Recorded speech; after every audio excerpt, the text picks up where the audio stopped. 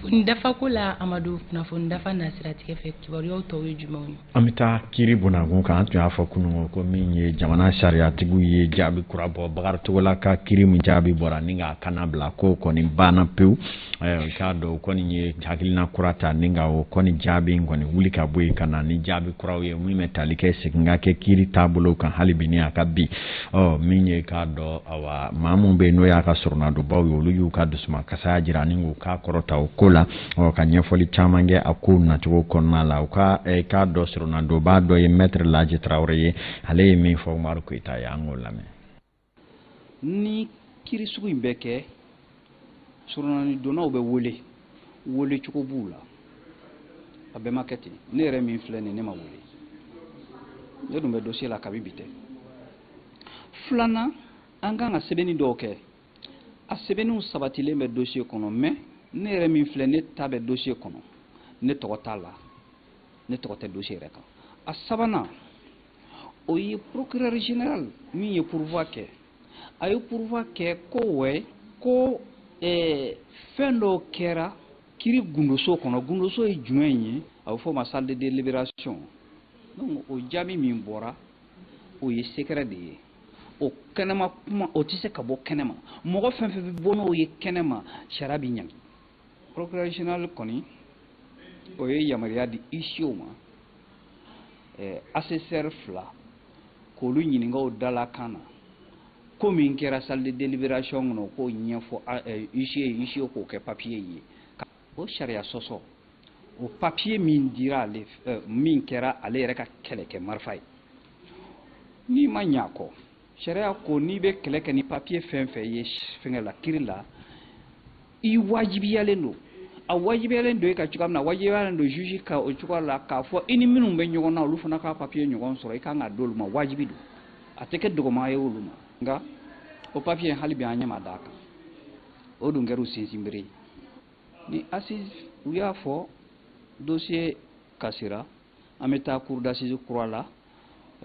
avec d'autres juges kuraw bɛ ta enfin juge wɛrɛw bɛ na o la ani assesseur wɛrɛw n'an ko juge c'est dans sa globalité juge professionnel ani assesseur an b'an labɛn o kama mais an bolo fila sirilen tɛ hali bi possibilité b'an bolo ka sariya so wɛrɛw bɛ farafinna kɔnɔ ani sous région kɔnɔ yamaruya b'an bolo an k'olu fana saisi ka taa an ka dusuma ka hani sariya sɔsɔ jira u la olu fana bɛ se k'u hakilina di o kan. Bakaricogo la ale ka sɔrɔnadoba dɔ ye nin ye an y'a fɔ ten kibaruyaw daminɛ la ko Bamako kasobo na surveillant de prison bɛ wuli ka jɔ bɛɛ lajɛlen na waasa sariya minnu bɛ fɔ kasoladenw la tɔbɔtɔli ni lakana baara minnu kan ka kɛ ani fɛn banbaliw bɛnbaliw don ni kasobo na o bɛ se ka dabila cogo min na nka ko ma gɛlɛya cogo o cogo ko bɛɛ ni ŋaniya don baara yɔrɔ kɔnɔna la i k'a dɔn tɛgɛ dara garidi funakɛni dɔ kan ko dɔrɔgu kɔni yera maa min bɔra a tun b'a fɛ k'o ladon kasobo kɔni kɔnɔ min ye maa ɲɛmaa minnu bɛ u ka cɛdenw kɛra sababu ye ni ka tɛgɛ da i k'a dɔn u baara ɲɔgɔn in kan ni ale garidi élément kɔni ye ɲininiw kɔni y'a jira k'a fɔ ko in wulibali kɔni don sabula min ye k'a dɔn a ka ɲɛmaayaso maa minnu bɛ yen an n'olu sera ka hakili falen kɛ minnu na u y'a sɛbɛntiya k'a fɔ sariya bɛ fɛn min fɔ nin suguya ninnu na ko o fɛɛrɛw bɛɛ lajɛlen tigɛlen don ka ban a ko kan ka tɛmɛ sira jɔnjɔn min fɛ waasa ni ɲɔgɔnna wɛrɛw kana kɛ wa maa si kana laɲagari ni ka ni ɲɔgɔnna kolokolo i k'a dɔn an ka jamana kɔnɔna la sabula minnu bɛ yen ni olu ka kan ka fɛn min bali ko n'olu yɛrɛ kɛra o kɛbaga ye i k'a dɔn maaw bɛ gan o kama na a bɛ kɛ an man ko min an bɛ taa an ca yɔrɔ jumɛn na maa min bɛ yen n'o ye chef d'état-major général de la chef d'état-major de la garde n'o ye CM ye wulikajɔw bɛ sen na an ka kibaruyaw la waasa ko ninnu tɔw bɛ se ka sɛgɛsɛgɛ k'a dɔn n'i y'a sɔrɔ nin kelen bɛ nin baara in na walima ni ani maa wɛrɛw bɛ jɛ la nin ko nasuguya ninnu na an ka kasobo ale kɔnɔna la ni an bɔra yen nɔ an bɛ taa min ye k'a dɔn burakaw olu fɛ yen nɔ k'a dɔn k'a fɔ maa minnu bɛ yen ni olu ye ŋaniya jugutigiw ni wale jugutigilamaw ye u kɔni ka kɛwale min bɛ sen na sisan o ye nɛgɛjuru sira baso minnu bɛ yen n'o ye réseau antenne ye u kɔni bɛ taa tiɲɛni don olu la waasa ka gɛlɛya don maaw ka ɲɔgɔnna sɔrɔ o ɲɔgɔnnaw kɔni na kama min bɛ tali kɛ Yoroso ale mara yɛrɛ la i k'a dɔn k'a fɔ Sikaso yanfan fɛ jateminɛ dɔw kɔni kɛra maa dɔw kɔni na min kɛra sababu ye ka se ka maa 4 ɲɔgɔnna k'olu kɔni latunu olu minnu tun ye cakɛla dɔw ye. Adam Tangara ale bɛ kuma ɲa kan. Cɛ 4 n'olu yɛrɛ tun bɛ baara sen fɛ Bura Yoroso yɛrɛ marakafo kɔnɔna la olu kɔni minɛna tarata don maramafɛntigi dɔw fɛ. Ka kɛɲɛ ni an baarakɛɲɔgɔn studio Tamani mɔgɔw ka fɔlen ye maa minɛnen ninnu tun bɛ ka nɛgɛjuru sira dɔw de baara kɛ. Ka kɛɲɛ ni dugulamɔgɔw ka fɔlen ye maa 20 kɔ bɔɲɔgɔnko ni maramafɛn juguw tun b'u bolo n'u yɛrɛ tun bɛ moto la olu de nana se baarayɔrɔ kofɔlen in na ni ka baarakɛla ninnu jagusa ka tugu kɔ. U taayɔrɔ kɔni ma se ka dɔn. Hakili jiginna a bɛ san damadɔ bɔ sisan maa caman n'u tɛ bɔ dugu kelenw na olu minɛna Tɔnbɔkutu mara kɔnɔna la. Ka kɛɲɛ ni kunnafoni di sira caman ye san 3 laban in na cɛni min taara ka ɲɛsin an ka jamana telefɔniso 3 ka baarakɛminɛnw ma olu musaka bɛ t'u jɔ sefa wari miliyari 1 ani kunkanfɛn na. Adam Tangara ka ɲɛfɔliw ye k'aw ladɔnniya k'a fɔ maa minnu bɛ yen ni olu minɛna nin ye fɔlɔ ko maaw don minnu bɛ cakɛ nɛgɛjuru sira kɔni fɛ o kuma bamanciw k'olu minɛ ka tunu ni o ye yala ŋaniya b'u kɔnɔ k'olu bila ka nɛgɛjuru sira wɛrɛw tiɲɛ wa o bɛɛ ye ɲininkali ye maaw b'a la ka min kɛ u yɛrɛ la. Walasa ka bɔ kibaruya ta ko filanan an bɛ taa Diongaw fɛ an y'a fɔ Sunkalo ale ye tɔbɔtɔli ni ɲɔgɔn dɛmɛ kalo ye jango ɲina gɛlɛya min bɛ maaw kan maa caman bɛ jalaki bi lizini ni cakɛda ka ca Mali kɔnɔ u kan ka dɛmɛ minnu kɛ u ka cahier de charge la caman kɛlen don k'i mago bɔ a la l'impôt minnu kan ka sara sigidaw kɔnɔ min ye CMM min bɛ Diongaw olu ni jagokaw fɛ olu kɔni kɛra sababu ye ka balo tɔni caman min bɛ tali kɛ malo ale ni sugorow la k'a di i k'a dɔn commune 2 in ma ni o ye Dio ani jago ye waasa sigilaladenw ka se k'u yɛrɛ ni lahinɛ ni a ye a kɔni baaraw bɛɛ lajɛlen kɛra jɛlen ɲana kunungo min ye Diongaw ka maire Dawuda Kane ani jago olu mairilamaw tun bɛ kɛnɛ min kanna na k'a dɔn k'a fɔ usine minnu bɛ yen n'u cokolen don an ka jamana kɔnɔ jamana ka sariya b'a jira k'a fɔ u ka kan ka dɛmɛba de kɛ sigida ninnu ye l'impôt nasiratigɛ ani k'a dɔn baaramisɛnnin dɔw bɛ yen n'o dɔw ye sira dilanw nakɔ labɛnw jiko ani ka population yɛrɛ dɛmɛ waasa ka kɛ ni sigiyɔrɔ garisɛgɛ min bɛnna u ka dugukolo ma u bɛ se ka yiriwa cogo min na baara weleda usine tɔw ye bɛɛ k'i jɔ i cɛ jɔ yɔrɔ la o nasiratigɛ kɔnɔna la sanga ye 20 sɔrɔ nɛgɛ kaɲɛ 8 ale sanfɛ min bɛ tali kɛ an ka kibaruyaw ta ko filanan olu bɛ datugu yan nɔ Fanta Tumota an bɛ taa ɲɛfɛ. An bɛ taa ɲɛfɛ o sanga kofɔlen kelen kɔnɔna na an bɛ Dr Jara bisimila ale ka se ka ɲɛfɔli kɛ an ye fɛn bɛ tali kɛ sun na ko sun ka ɲi kosɛbɛ an ka kɛnɛya tagabolow ma an ka jɛ ka Dr lamɛn aw ka kuma baara la.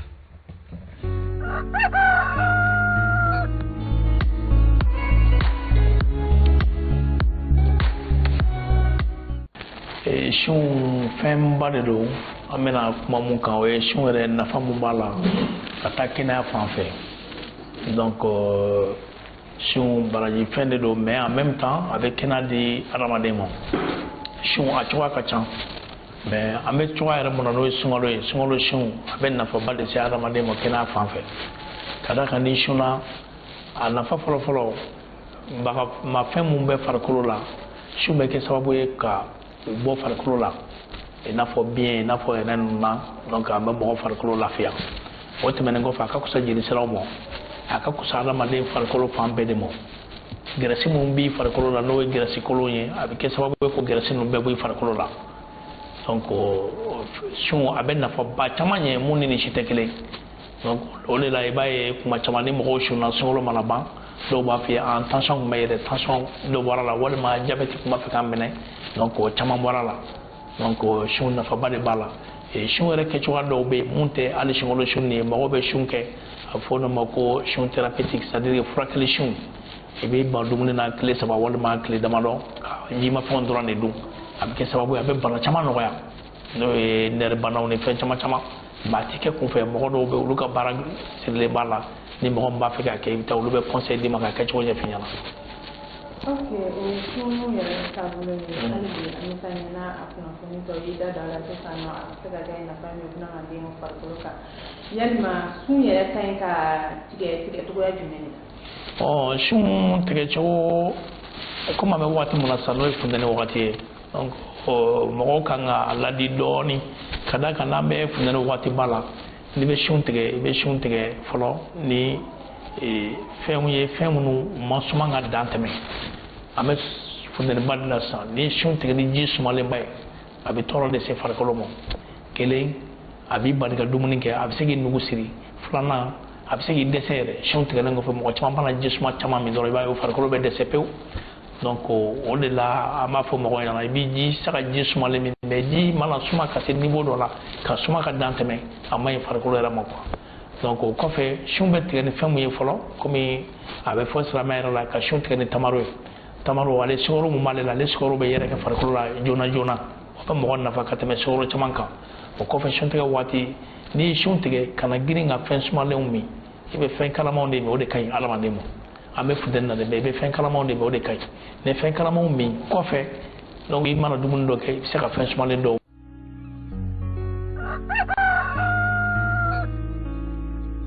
Dr. Bakari Monzon Jara ka bɔ Asakuba Falani o ye Banababugu kɛnɛyaso ye a ka laseliw tun ye nin ye sun bɛ se ka nafa minnu lase an ka kɛnɛya ma an bɛ Hawa Daɲogo fo a ka don o don timinandiya la an bɛ don kunnafoni gafew ɲɛ fɔlɔ laseliw la sisan gafe minnu bɔra bi jumadon in na avril kalo tile 22 walasa ka se ka dɔgɔkun dɔn kibaru de sɛbɛnw kuncɛ yanni 10h20 wagatiw cɛ an bɛ n'o laseliw kɛ.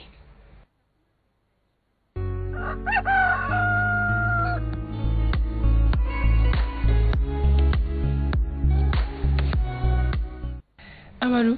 ayiwa bi ye juma ye kunnafoni gafew bɛ kuncɛ bi i n'a fɔ renouveau matin fɛnɛ bɛ kuncɛ cogoya min na dɔgɔkun jɛmukan kuma dafara sisan parce que de bɛ tɛgɛ jimi sira fɛ i k'a faamu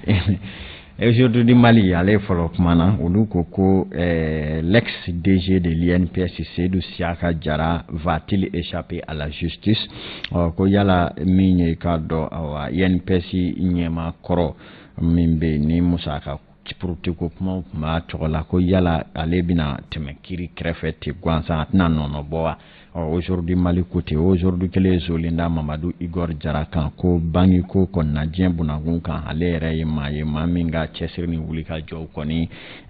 lakodɔnnen don diɲɛ kɔ kan kosɛbɛ bi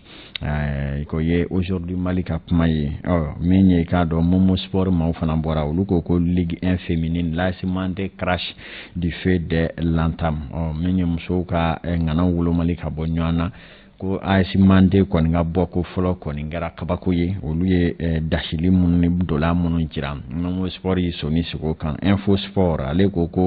complexe scolaire Tomini Ble Jakite Buguningaw fɛ ye ko o ye yɔrɔ ye min koromu karala wa ko yɔrɔ cɛɲinba do farikolo ɲɛnajɛ nasaratigɛ la les providentiels ale ko Africable Télévision un investissement de 3 milliards de francs CFA sous la menace de démolition ko Africable kɔni ye musaka min do ka yɔrɔ la ko bɛ taa CFA wɛrɛ miliyari 3 la nka ko bi ko n'a mamina gɛrɛ ma ko yɔrɔ in cili ko kɔni kuma bɛ senna o ye providentiel ma olu ka kuma ye les fondements Zolinda Dr Shogel Kokala Maïga kan ko Shogel devant les CNT c'est qu'il faut retenir de son passage ko fɛn minnu tɛmɛna kunungo CNT la olu kale do ka kuma kan bi indicateur de renouveau ko Conseil national de transition les CNT jugent insuffisant les bilans de Shogel ko CNT maaw kɔni ka jaabi ba kɛra fɛn min ye kunu ye ko Shogel ka kalo 8 baara in kɔni ko a ma kɔ tigɛ fɔlɔ ko i k'a dɔn majɛ caman bɛ minnu k'a dɔn laɲini olu ma mafa fɔlɔ o ye i k'a dɔn indicateur ka kuma ye o indicateur kelen ko fana ko hakilina kura minnu bɔlen Bakari la n'a jɛw ka kiriko la ko n'a ma mina gɛrɛ ma ko kasolata kun bɛ ɲini ka ye Bakari la kan ko kura o côté fana ko logement administratif 36 occupants illégaux sommés de déguerpir dans 6 mois min ye Mali tɔgɔla cakɛda minnu bɛ yen ko maa 36 bɔɲango bɛ yen minnu kɛlen don ka olu maminɛ sariya sɔsɔ kɔnɔ ko ci tigɛra ko olu ka se ka yɔrɔ labila joona yanni kalo 6 cɛ nin bɛ indicateur de renouveau ka ɲɛ fura fɔlɔ ye waati min na saga 27 bɛ nɛgɛ ɲɛ 8 kan nin waati na katikaw olu fɛ yen nɔ ani i k'a dɔn Buguni waati kelen bɛ fana Nyoro di Sahel a bɛ Banikɔkaw fɛ yen Mahamadu Jarasuba olu ka denbaya kɔnɔna la fɔ Masigi mara la Gawukaw fɛ yen gouvernorat la ko général ni sɔgɔma bi Fanta Tumunta Oui. Abi fo mi ma ko peu. Ama ban folo kibaruya to chama bari be ko fekana Amadou donc ame to nyokombulu am tan kibaruya yi don ko bi 10h20 on va tulani gafe nunu ka fara gafe wero kam ko nona kibaruya be wala kilingili isu cravate Modibo Sanogo Amadou ame Alexis bismillah kuma su ko noni sanga ko folena ama son fe munuma abena temeni o la seluye